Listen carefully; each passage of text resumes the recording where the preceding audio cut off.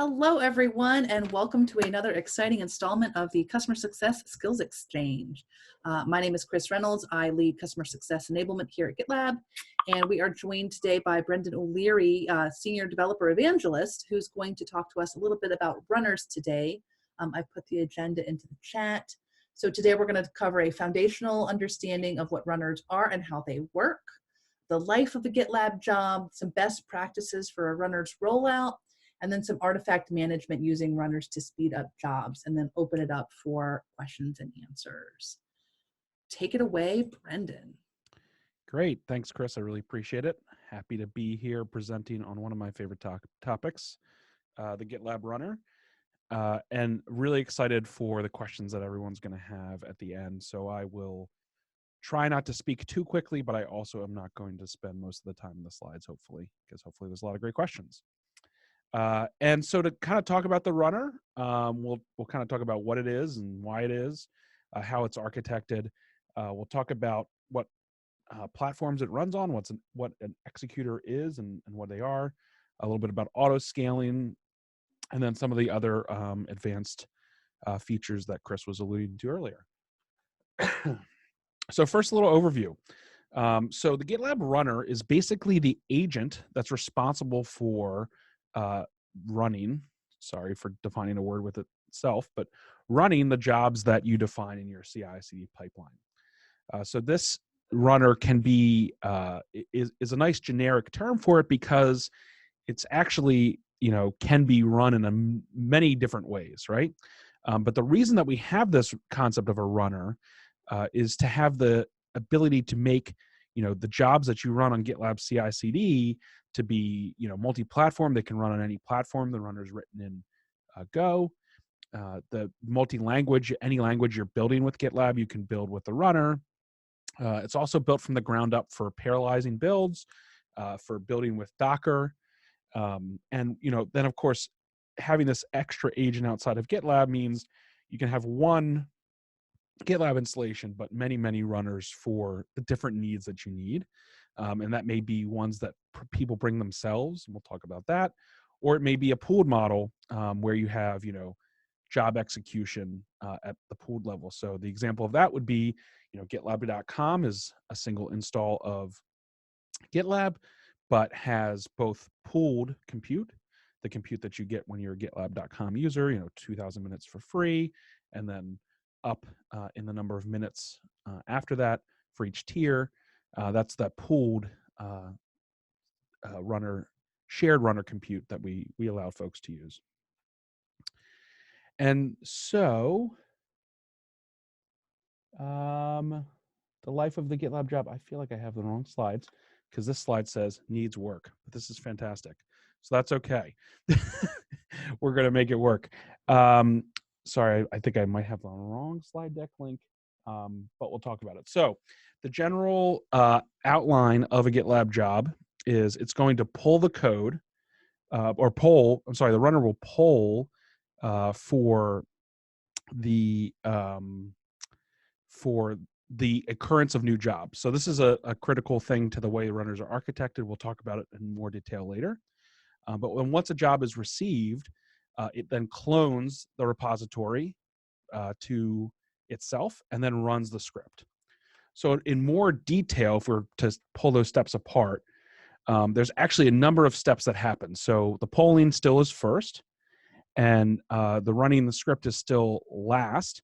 But there's a lot of things that happen in between then. So there's pre-build and pre-clone jobs that can be run, which can include the ability for the administrator of the runner to say something runs before every build, or for the writer of the job to say, I want to run this code before you clone the repository. You also can have jobs that don't clone the repository.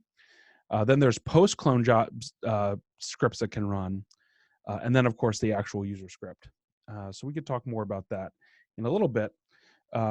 Because again, sorry about the slides there. As Chloe said, everything's a work in progress clearly at GitLab. So I don't even know why it was labeled as such. But first, let's talk a little bit more about this runner architecture. So as we were kind of talking about earlier, The concept of the runner is that, it's a one-to-many relationship of GitLab installation to runners, right? And so those runners can be virtual machines. They may be Kubernetes pods that get spun up. They could even be, the developer's laptop that is running the job, so they can see how they're run exactly. And it's an important part of the architecture is that polling method we talked about before. So GitLab has a queue of jobs that it stores that need to be executed, and which runners are able to execute that. And as a runner, I poll GitLab and I say, hey, do you have any jobs for me? This is who I am. This is my configuration. And then GitLab will decide, yes, I do have one that matches your configuration. Here it is. And that's an important distinction about the way that the GitLab runner is architected, because it allows you to have your runner in a completely separate network from the GitLab server, as long as it has access in that direction. And the GitLab server doesn't necessarily need to know anything about the network that your runner is in, or have the ability to actually reach into that network, right? The runner is reaching out. What this allows for is customers that maybe have multiple network segments, or customers that want to use our GitLab.com, but to store their code, but run their runners within their own private networks. It allows them to do that without having to open, ports on the firewall. So for instance, would be, simple example would be here in my house. I have a Raspberry Pi that runs my DNS for the house. It's called Pi-hole. It's a little bit of software. And when I update the configuration of that, I actually store that configuration on GitLab.com, but the Raspberry Pi itself is a runner. So GitLab.com doesn't have a direct connection into my house, but the runner is always going out and polling for new information. And if it finds that there's a new commit, it pulls the latest and builds and reconfigures itself. So that means I didn't have to, open up some port on my router. I don't have a static IP address at my house. None of that was required for me to get going with that. Brendan. Yep. This is Darwin. I think too that this is not a small point. I think a lot of customers assume that GitLab has to be able to post into the runner at an API call level. So I really emphasize this with customers, because I think they don't get that they don't have a lot of security requirements to run private runners wherever they want. Yeah, it's really critical. It's critical, especially in the SMB and mid-market, where we have traditionally seen a lot of demand for .com, but also just as critical as we've seen growing demand in the enterprise for .com. To emphasize that point, that just kind of seems like a basic architecture point, but is a really important way that we architected our CI system, and one that other systems are either trying to model themselves after or failing because they can't model themselves that way. With other CI systems, you end up with a lot more patchwork to achieve the same level of security, rather than it just kind of being native to the way that the runners are architected, as it is with GitLab. Now, I said that the runner is polling GitLab with its configuration, asking for new jobs. And so how does GitLab kind of decide what a runner is going to run? So there are a number of properties of the runner that help make that determination. And so I'm going to go through each of those. And so they're mostly mutually exclusive properties. A runner can be a shared or a specific runner. It can also be a tagged or an untagged runner. And then it can also be protected or a not protected runner. So then you can have any combination of these things as well, of course. So you could have a shared tagged protected runner, or a shared untagged protected runner, or a specific untagged not protected runner. There's any combination of these things exist, and we're going to kind of go through next each of those. So shared versus specific. A shared runner is in that kind of general pool and can be used by any project in the entire GitLab instance that's installed and configured to use. So these are all managed, of course, then by a GitLab admin on the administration side of the GitLab instance. So that's at your GitLab instance /admin/runners. And Typically, these have some sort of auto scaling associated with them. So again, the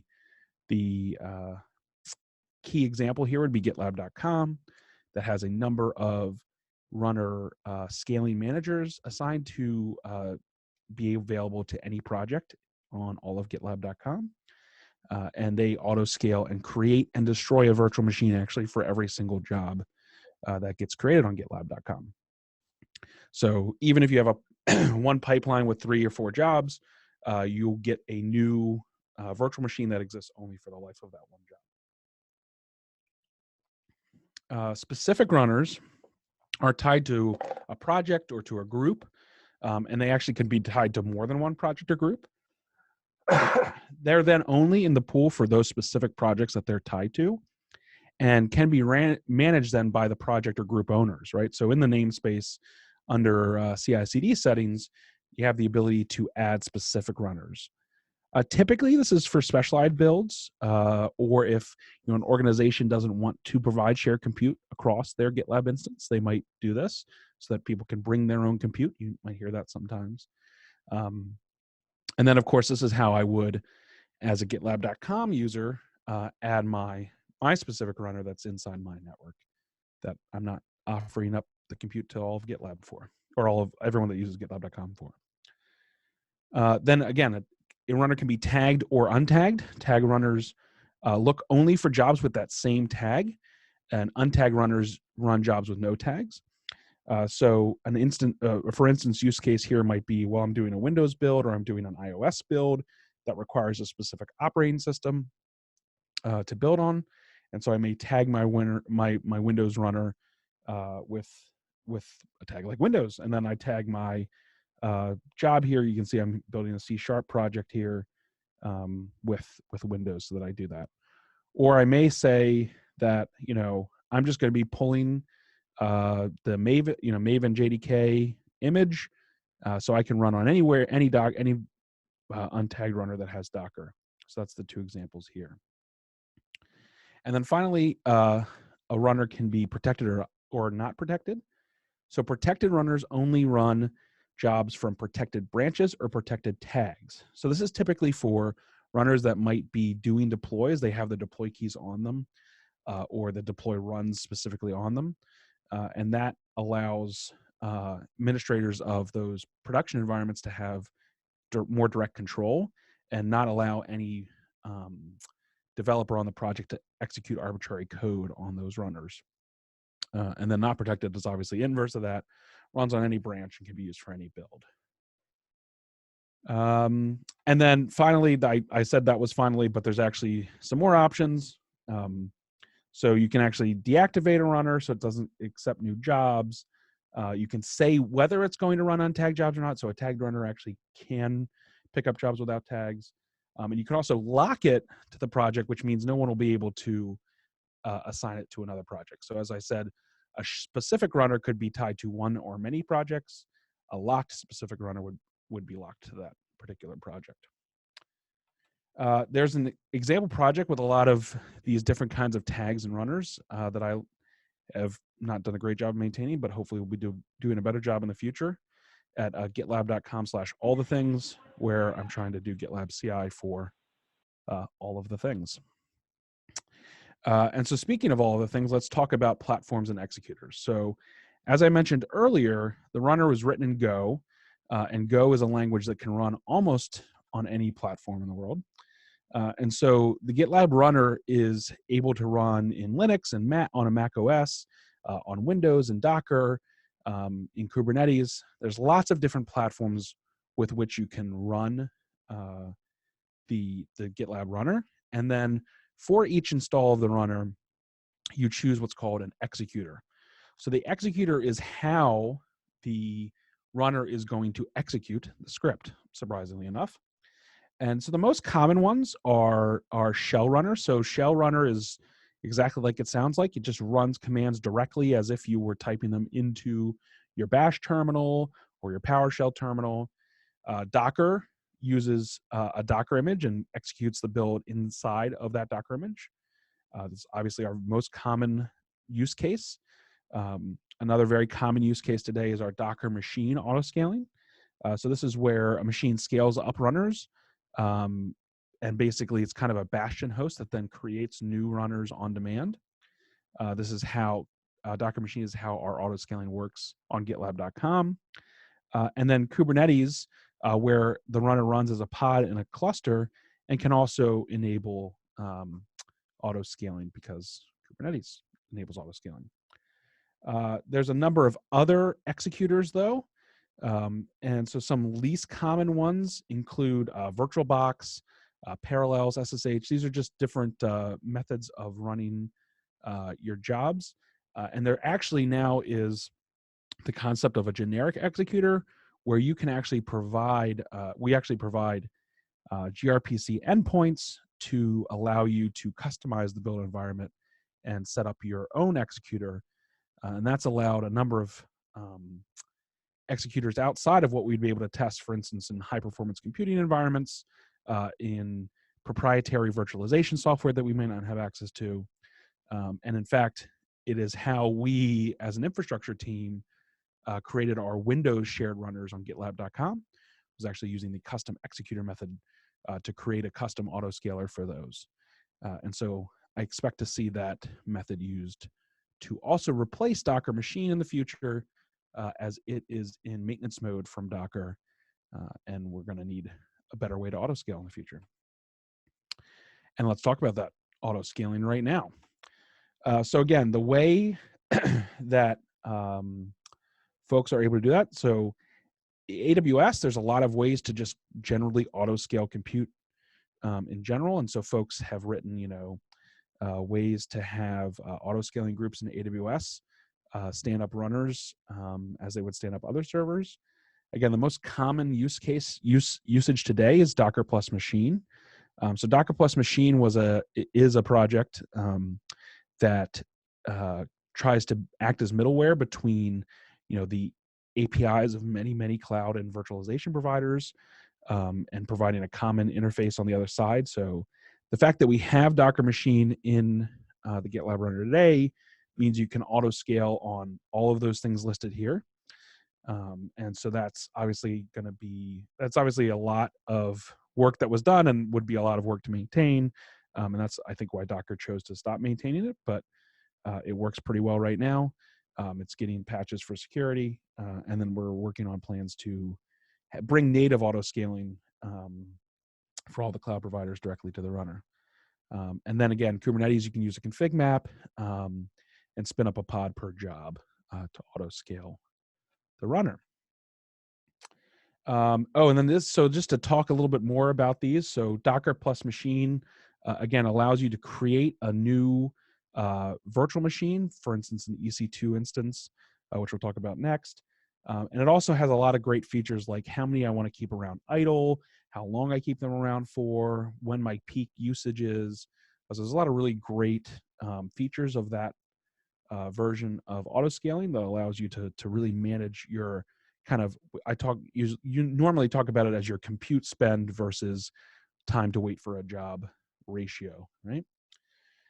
And then in AWS, again, you can use EC2. There's the ability to have these across networks. So of course you have to consider all of those AWS networking considerations like security groups and your VPC, et cetera, as you build them out. But there is the ability to use spot instances. So you can, EC2 spot instances are unused compute in the EC2 environments that you can bid for and basically get at a super discounted rate without, the trade-off there is that it may go away if compute demand increases. But the fact that, if a job goes away, it's not the end of the world, means that you can save a lot of money in your compute costs by doing that. The runner also has the ability to use S3 compatible storage for its caching. And so this is a really great solution to share the cache among runners that may be different machines. And then Kubernetes, again, the easiest way to deploy this is with Helm. And, we have that one button deploy in the GitLab Managed Apps section of GitLab for Kubernetes. But then again, you've got to consider caching and if you need persistent volumes, and a number of other things in order to make Kubernetes work. Let's talk about a few security considerations. So we talked a little bit about how the architecture kind of helps from a security perspective, but I think there still are a number of concerns that you have to think about, dependent on which executor you use and how you're going to be using the runner. So this talks about it in more detail. Don't necessarily need to go into it super in detail, but things that you'll hear come up are the ability to use self-signed certificates. There's a method to configure that. You'll hear about privilege mode versus unprivileged mode with Docker. So basically the difference there is how much do we allow the user to execute outside of the Docker container. And there's some other issues. If you need authentication through a proxy, you have to configure both Docker and the GitLab runner to use that. Go ahead. Sorry, is there a question? Just a breath. Fantastic. Awesome. So let's talk about how you install the runner.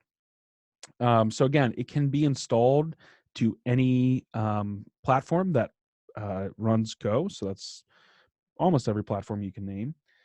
You basically grab the binary that's right for your system, and then you walk through registering the runner, where you give your token and set up the executor and how you're going to run builds for that runner. And then the configuration. So if we're talking about advanced configuration, some of those things we talked about, like the Docker plus machine configuration, how you configure it to use cache that's external to itself, how you configure it to scale. Those things are typically contained within the config.toml. And so that's often something that folks will turn into a template. If you're, for instance, autoscaling runners with an autoscale group in AWS, you might have this templatized so that you can put it in place yourself rather than doing it kind of interactively through the interface. And there's a lot of options here. I could spend another half an hour going through everything that's available in the TOML. There's obviously fantastic reference documentation for it, as there is with everything with GitLab, but I would mostly be interested in what questions you might have about that or other things runner. We have a lot of really good questions in the document. So Awesome. we'll Do you want me to share the doc or stop sharing my screen? We can just talk, or how would you like to do that? Yeah, if you want to share me the link, I can put it in the agenda. Well, it's the doc from the agenda, right? Yeah. Okay, cool. I was saying, do you want me to share my screen while we do that, or should I just stop? Oh, yeah, you can stop sharing. Okay, great. Cool. David Awesome. Pumpkins. Hey, Brendan, I think I've got the first one here. I it was forgot really that just David around. Pumpkins was in there. Sorry. Love that. I don't love it. That's why I apologize for it. So go on, Jerry. Could you riff for a bit on sort of how we should be positioning things like runner best practices? Like I've had multiple customers say to me, "What's the best practice for creating an auto scaling pool of runners today?" And I've, in my 5 customers, I've seen them manage it 5 different ways. So I linked a couple of epics here that talk about kind of what I believe Darren's path forward to be, but just curious on your sort of hot take on where we're going with that and how we can sort of credibly stand behind that without being able to do that with .com today. Yeah, so I would say there's 2 things here. There's the consideration of how the customer views shared compute, right? That I think greatly impacts their answer. And then there's the issue that Docker plus machine is in maintenance mode. So that kind of stinks. If it wasn't for that, that would be the answer. And I think it still is the answer for a lot of customers. The fact that it's in maintenance mode, especially if I'm running it in my own environment, I don't think that's a huge concern. It will not be the only open source library in your production environment in maintenance mode, right? But I understand that some customers have that concern. So it's my understanding, at least it was when I was, I think one of the epics you listed, we opened when I was PM of Verify. And then the other one looks like it's a little newer. Sorry, I'm just reading. both Maybe of let them. me reframe. Like, Yeah. to my knowledge, that we've got reference architectures today. If you've got 2,000, 5,000, 10,000, 25,000 users, you can kind of go look at a doc page that says, here's what we've tested very thoroughly and would recommend in terms of GitLab infrastructure. I don't Yep. think that directly speaks to runners. And I'm curious if we've got thoughts or goals or ideas around, hey, if you're an Amazon customer, AWS, like here's how to build sort of a pool of ephemeral EC2 runners using Docker plus machine, or here's the recommended EKS configuration, and here's the sort of determining characteristics that would suggest use one or the other. Yeah, so I would say for AWS, there is a great article on that. I just linked it in. For autoscaling in general, it's much more generalized. But I think for AWS, what's listed in that article is current best practice. It goes through all the details of how to set up a runner manager and configure it. And again, I would, if I was at a large company today and installing GitLab Runners, this is how I would do it in AWS. Jamie, I'm actually working on a template. I had already worked out a template before that's auto patching for Linux. When I'm done, it should do Windows and Linux, both Docker, Executor, and Shell, and do either, you can put both on the same set of machines or separate them by type. And then as I have time, I'll improve it. We had something similar where I came from before that would actually patch to, you just rerun the CloudFormation, it'll patch all the runners. And then you'll be able to set the IAM profile as well, so that you can give specific permissions to each runner cluster. And also, even our Docker machine patterns that we've done and the ones I've seen the community do, they never make the Docker machine HA. It's always sitting there by itself. It's not in an ASG. So what this will be is everything's in an ASG, so that it's also HA. So if the runner dies, it just builds itself up again and it's ready to go, as well as scaling. So that's something I'm playing with on the side. So if anybody needs that, give me a shout, poke me. Yeah, I would say that is the way that the professional services team installs shared compute, if they're doing it, is with an ASG for the runner, Bastion hosts, and then Docker machine after that. And is it still the right? I would say everybody has a different enough way of looking at what they want to do with shared compute that can be often a limiting factor.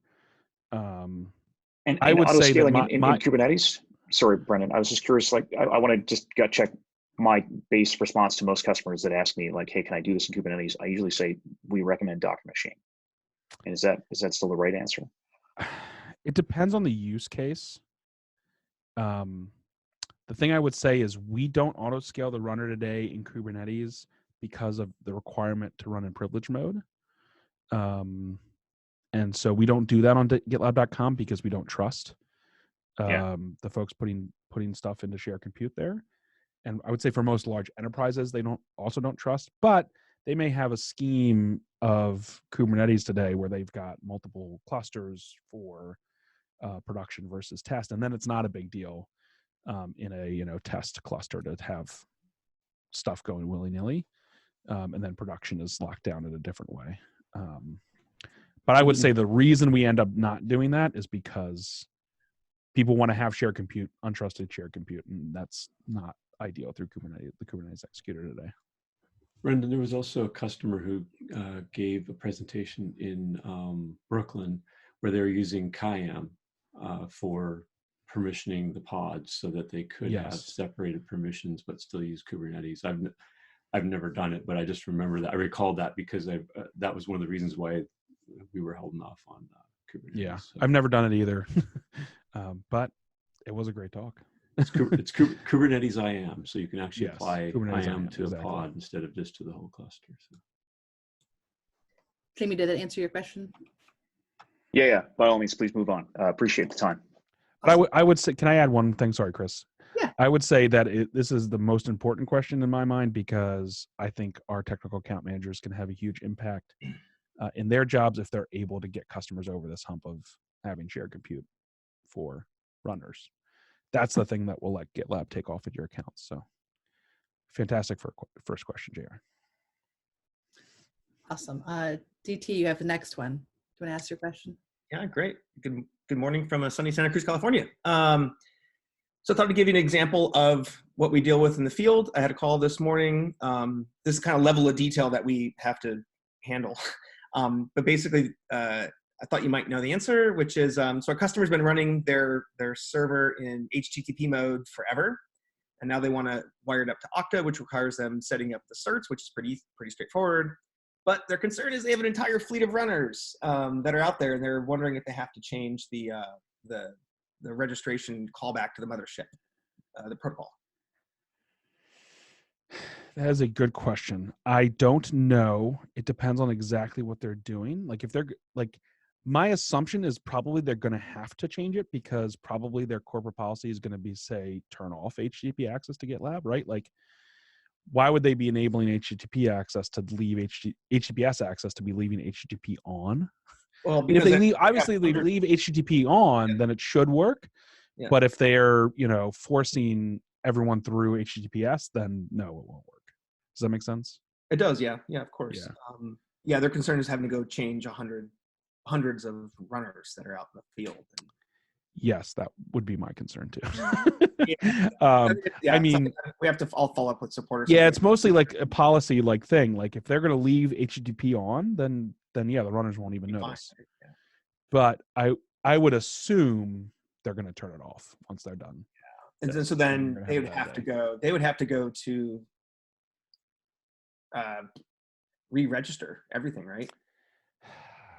I would test it if I were them. In fact, if they've already got HTTP set up, I would test it if I were them. I wonder what happens if you just change the URL to have an S in it in the runner config. I've seen some accounts. This is Andy. I've seen a couple accounts use rewrites if they have a load balancer in place, right? Layer 7. So you can just have it do a rewrite.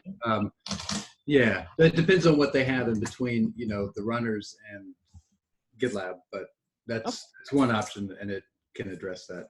Yeah, that's a good point, Andy. That's neat. Thank you. Sure.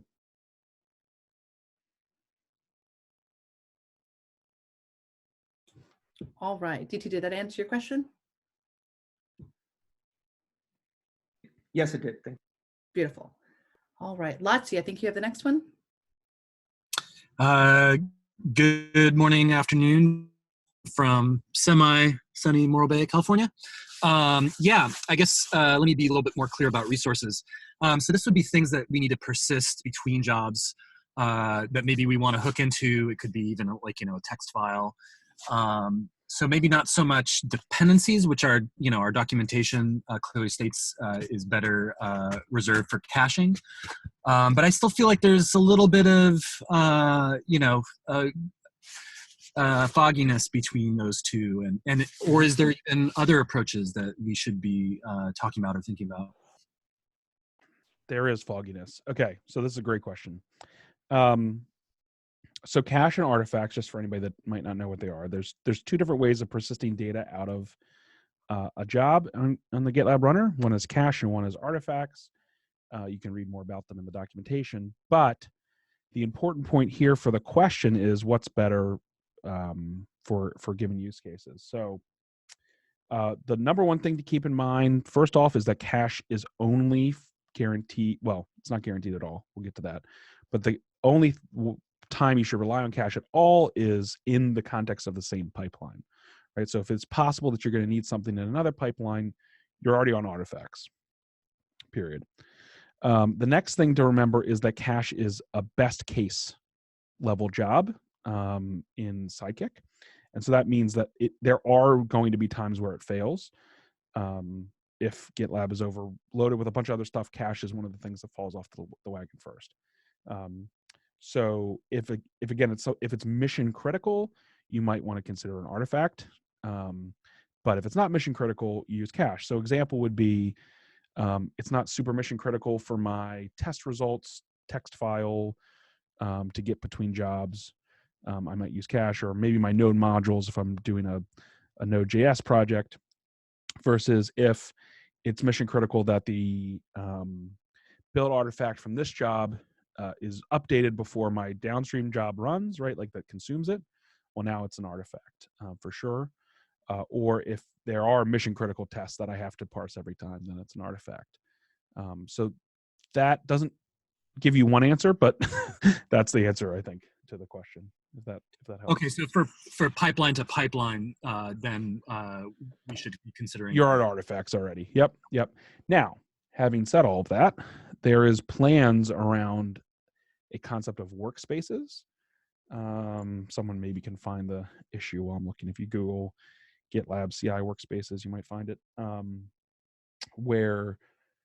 So one of the big advantages GitLab has is that we don't have workspaces. That's something that if you've ever administered Jenkins, can be a massive pain.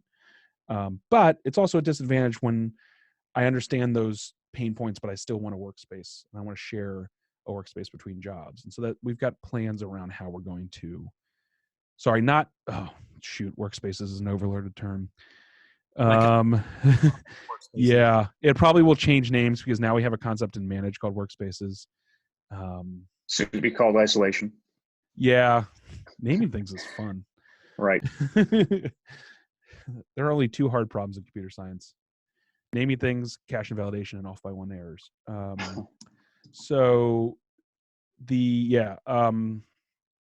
Anyway, the concept would be you'd have a shared workspace, which then would kind of almost be in the middle of cache and artifacts, right? Like it's like not super like forever feeling like an artifact. It's not an artifact, but it's also not, it'd be nice if like a cache. It's like, no, this is how we build something. We do this in the workspace and then we do this other thing in the workspace and we want to separate the jobs. And sorry for using the word workspace over and over again, because who knows what we call it by the time it's out, but that was what we used to call it.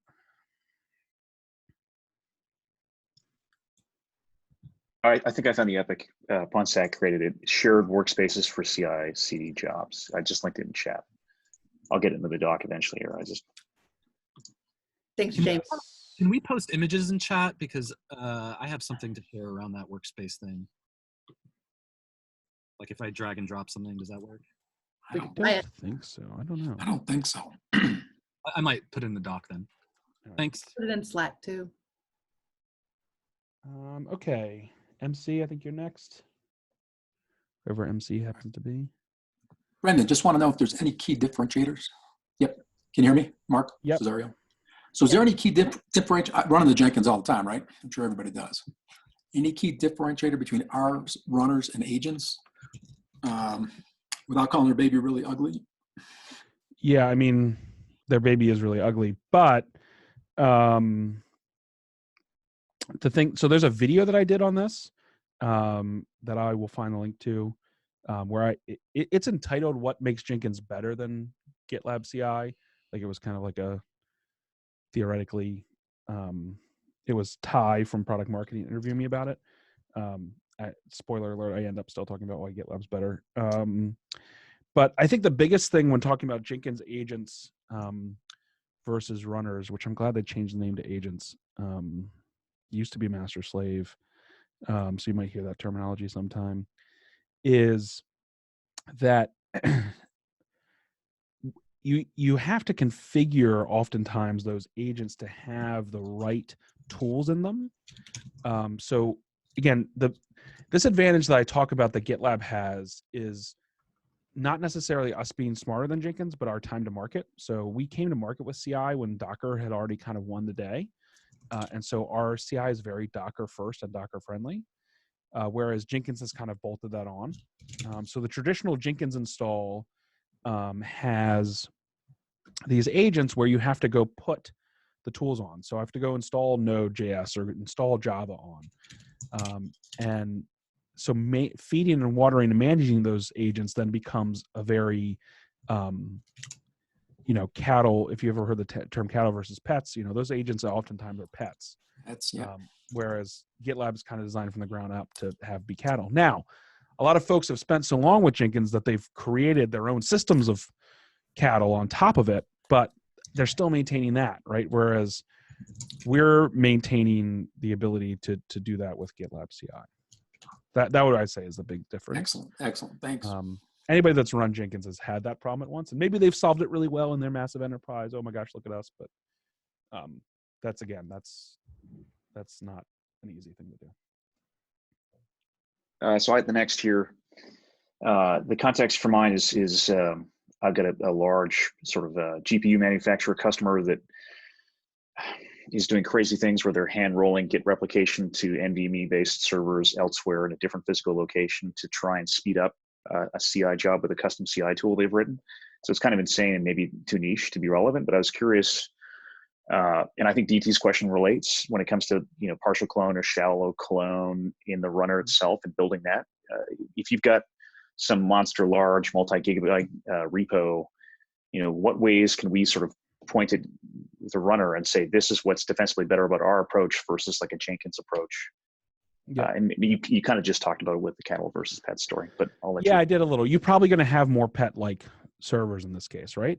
And so again, I would say that our advantage is you can still do everything the way Jenkins does it, right? They would say, oh, well, Jenkins, it's the agent and the repo's on there. Well, you can do the same exact thing with GitLab CI. You just have the option to also not do that. I would say that if I had these kind of repos, I probably would have more closer to pets, right? I would have, runners that were longer lasting than just completely ephemeral, right? Because it's just a use case where you don't necessarily want it to be completely ephemeral. It's also probably a customer that has, access to a good amount of compute, and that might not be a big deal for them.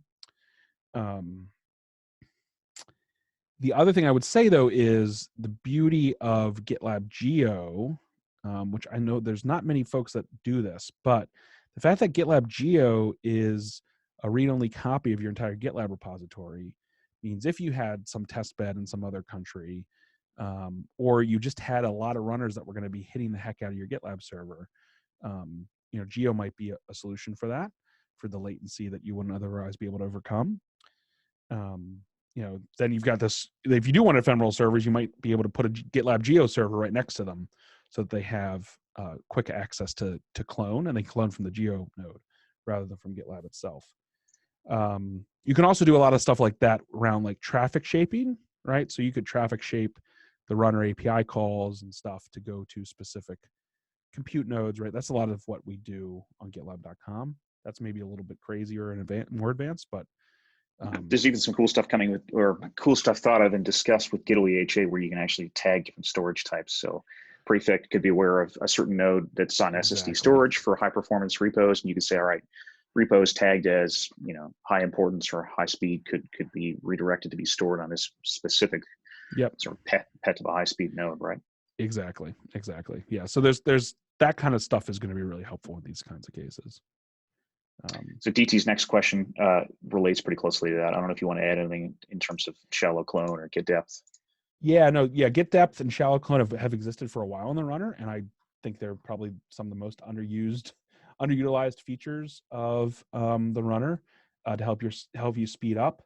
I remember when we moved it in 12.0 to 50, there was like this whole uproar about it, but like 50 still is a crazy Git depth to clone if you're thinking, hey, I'm building head, right? Like why would I even need that? So you can definitely, if you have especially a repository that might have a lot of LFS objects that change often enough, or a repository where you're implementing shallow clones for your developers, then Git depth is going to be a very good friend of yours, and a quick win. Thanks. Thank you. Ricardo, do you want to ask your question? Yes, hello to everyone. This is Ricardo Amarilla from Asunción, Paraguay, South America. And my question is related to recommendation to reduce or optimize the build time for the runners. You have some. Yeah, so I think it's very use case specific. Like for instance, the use case Jamie just brought up is, well, probably the right solution is to have runners that have the repositories on them and are just doing diff clones, and it's a lot faster. The answer may also be, so I think for a lot of customers, at least, I mean, I found this myself, we introduced the concept of what's called a DAG pretty recently. So a DAG is a directed acyclic graph. And so the more Englishy is you can have jobs in different stages depend on different jobs and not just wait around for an entire stage to finish. I've like cut some build times of mine in half just by refactoring that correctly.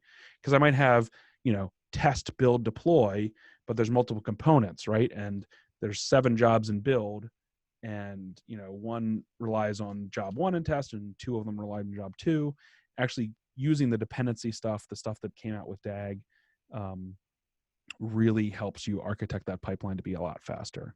And then the other thing, again, I think this is a balance of how much do I want to pay for compute versus how fast I want my jobs to run, right? Like I got to make that trade-off, right?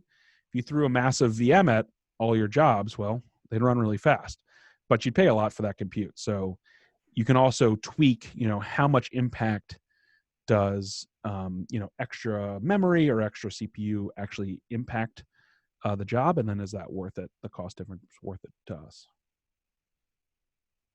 Great. Thank you very much, Brandon. Yep.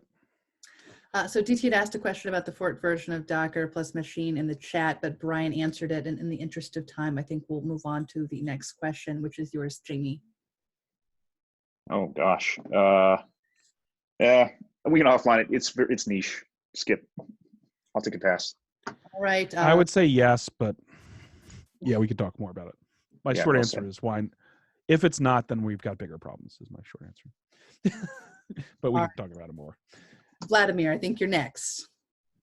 Yeah, correct. My question is about what are the best recommended practices for customers to manage large and diverse fleets of runners? So we have cases where, the question comes is, hey, we have different developers creating the runners, scope to projects, scope to the groups, and in the end, we have no visibility what runners are there, what's their state, how busy they are, and how we can reuse them. What are the best recommendations on this site? I would say that's somewhere that we're lacking. Today basically the answer is don't let people install their own runners and have a method that they come with through where you manage this, or let people install their own runners and have this runner sprawl that's a pain. So I don't know if there's a right answer. Unfortunately, I do know it's something that we're concerned about, and the runner team has a number of open epics around just runner administration in general. I think there's a lot of quick and easy wins there. I don't know if they've been where they are priority wise, like just filtering the list of runners and a couple other little things like that could go a long way. I mean, I think we could do a lot better than filtering a list of runners, but even just doing that, I think would have a big impact. So if you've got customers that want that, I would encourage you to share their use cases on your issue, because it's something I've heard a lot. It's something that I was considering pretty important when I was running the verify stage. But I don't know where we are with it today. All right, next up, Hugo, is that your question? That is my question. So it kind of goes along with the question, the first question had, right? But for GCP and, suggesting Docker machine, preemptive VM,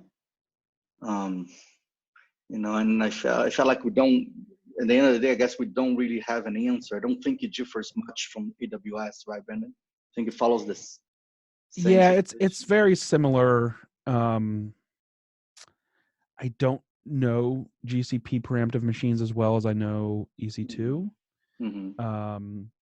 I'd recommend if you have a customer that's got a lot of questions here, you talk with our infrastructure running team, right? Because they are running a massive scale GitLab runner operation on GCP today. Yeah, and that's exactly why I asked, right? Yeah. I feel like we would have more experience and information to share since we run on GCP, right? Yeah, so there's a couple engineers. So Steve, who's one of the lead engineers on the runner, Tomasz, who's also one of the lead engineers on the runner, who actually was part-time SRE for a runner service for a long time, and then Alex on the infrastructure team. I'd highly recommend you talk with those folks. They're really friendly and probably would be happy to spend 15-20 minutes talking with you about it. Awesome, thank you. There's Go ahead. I was just gonna say, there's also that retry setting, Brendan, in the GitLab YAML that detects a catastrophic failure, specifically, I think, to help with these ephemeral instance types. So whenever I've been telling customers about, a lot of times they hesitate to run their own runners, but of course I tell them about Spot, but we also tell them about that setting so that they know that it's smart enough to go, oh, it died, so restart it. Yeah, that's so good. That's a good point. Link everything together. Thanks, Derwin. Follow-up question, is it different from AWS? Yeah, that's I again, guess- that's where I yeah. don't have a lot of great experience. I think those other folks would have great experience. I think it was answered already. Yeah. I've never run a production system on GCP, TBH, but I've run them on AWS. All right. Ave, I think you have the last question. I do have the last question. It's similar to Vladimir's question. It's basically, I have a specific use case where I've got a customer with 2,500 runners that just got virally created by teams, and now they're trying to roll out shared runners, but they want to do it in a controlled fashion, so that they're not exposing it to everybody, but they also don't want to just expose it to a single team or a single group. So they're struggling right now with just figuring out how to roll out an army of shared runners in a controlled fashion, like maybe 100, 200 teams that they would like to use the same pool for. So I don't know if you have any ideas around that.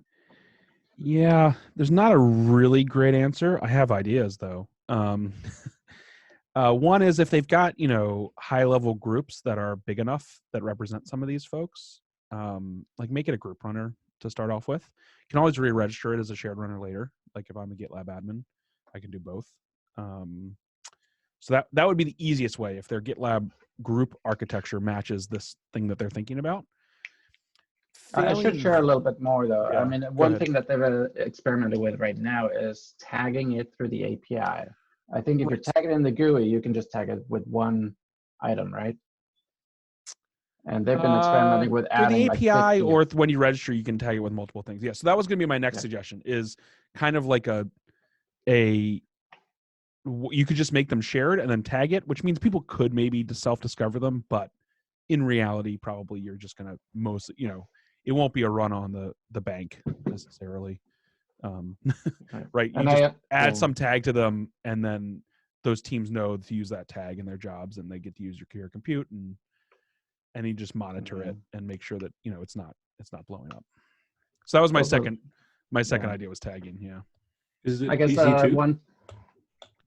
No, it's all on-prem physical servers.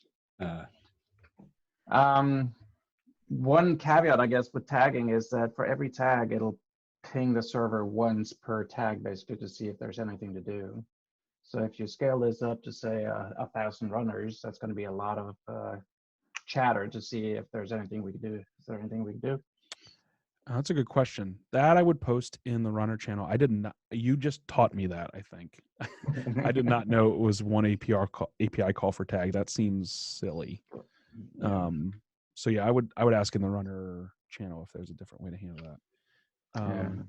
I actually got a chat coming up with Darren Eastman this afternoon. I'll bring it up with him. Yeah, he'll know. Or maybe he won't, because this product manager of it didn't realize it was one API call for tag. So I mean, you can also set the all the time. What's that?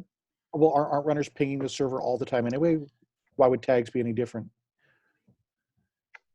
Well, I think what Ovi's saying is that it increases the number of pings by the number of tags I have, which is then painful. I didn't know that. I thought it just pinged and said, hey, these are my tags, these are my things, what's up? But if it's pinging once per tag, like API call for tag A, API call for tag B, API call for tag C, then yeah, that doesn't scale very well. The thing to do with it, yeah, I would ask Darren about it. The thing I would, you can set the ping interval on the runner, and so then I'm like, how does that relate to that? I don't know. Right. maybe you can make it, because it's like 5 seconds by default, and that's pretty quick. Like maybe if it was 15 seconds, it would then save you this crazy amount of pings, but also not be waiting around for jobs. That's just another thing to consider. All right, thank you.